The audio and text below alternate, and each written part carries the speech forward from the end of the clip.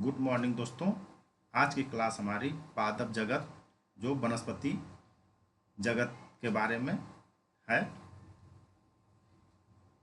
इसमें पॉइंट्स हैं कुछ।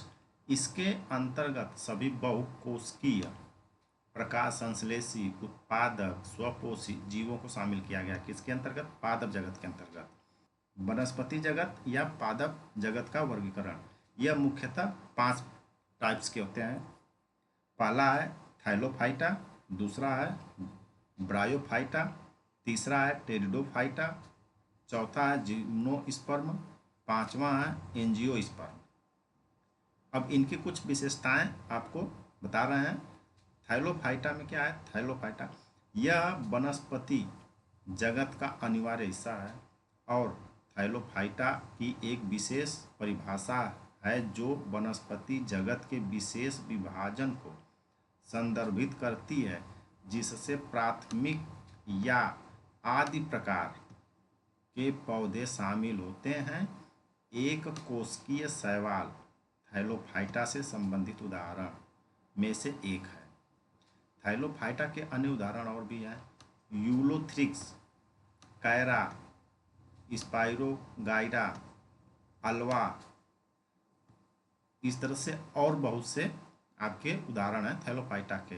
थाइलोफाइटा में देखिए ये आपको जो कुछ एग्जाम्पल्स के रूप में आपको जो है फिगर ड्रा किया गया है, इमेज के द्वारा समझाया गया है। अब इसमें नेक्स्ट है हमारा ब्रायोफाइटा। यह वनस्पति जगत का दूसरा महत्वपूर्ण भाग है।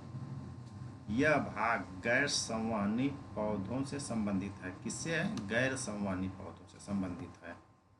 लीवर वाटर्स, हार्न वाटर्स, ध्यान रखिएगा, लीवर वाटर्स, हार्न वाटर्स और मांस को ब्रायोफाइटा माना जाता है।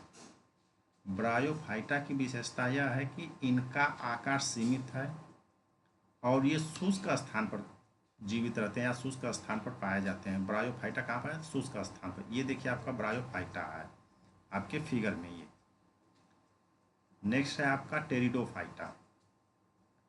टेरिडोफाइटा इसे वनस्पति जगत का महत्वपूर्ण हिस्सा माना जाता है क्योंकि यह संवहनी पौधों का समूह है। किसका है? संवहनी पौधों का समूह है और इनका जीवन चक्र कभी कभी गैमेटोफाइट्स और स्पोरोफाइट्स के बीच बदलता रहता है। जैसे में है फर्न। अन्य उदाहरण में आपका आ जाएगा क्लासमास, हार्सटेल। इस प्रकार के पौधों की मुख्य विशेषता यह है कि वे बीज रहित बहुकोशिकीय होते हैं। ध्यान रखिएगा, ये बीज रहित बहुकोशिकीय होते हैं और वे बीजाणुओं की मदद से प्रजनन करते हैं। किसकी मदद से प्रजनन करते हैं? बीजाणुओं की मदद से प्रजनन करते हैं। नेक्स्ट आपका जिम्नोस्पर्म। इन्हें संवहनी पौधों में रखा गया है या संवहनी पौधा इन्हें माना जाता है।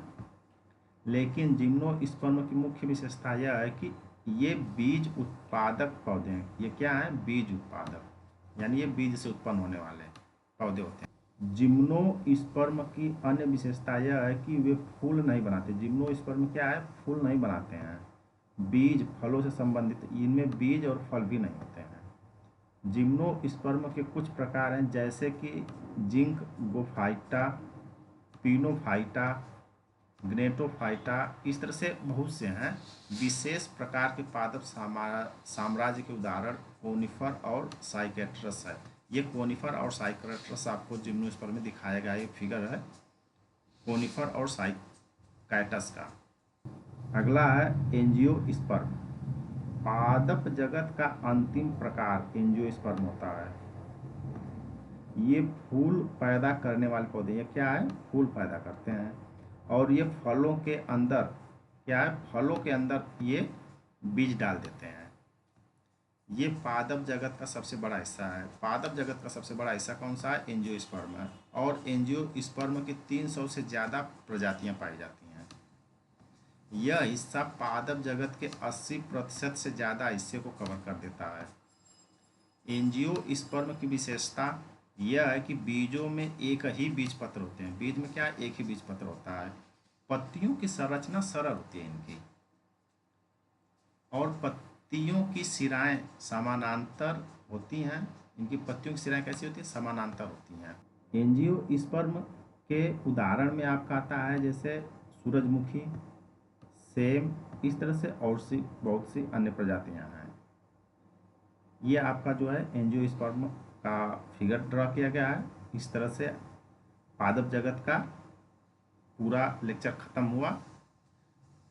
दोस्तों, चैनल को लाइक, सब्सक्राइब और शेयर करें। ये एग्ज़ाम के बेस काफ़ी इंपॉर्टेंट क्वेश्चन होते हैं।